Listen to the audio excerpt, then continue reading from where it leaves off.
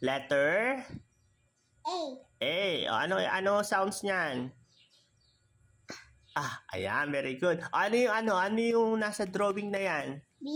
Hindi, anong prutas yan? Apple. Apple. Very good. O, yung B naman. Ano na ganun siya? O, sige, sulat mo yung letter B. Yan, o, pattern mo. Galing, yan. Yun o, galing. Ano letter yan?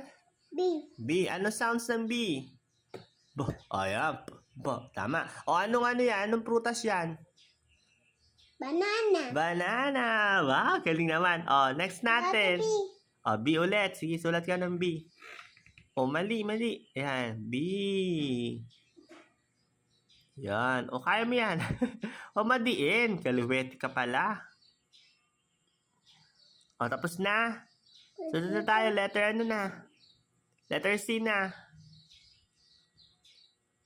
O, letter C. Ano ang sounds ng C? Okay, very good. Okay, ano yan? Ano yung pagkain na yan? No?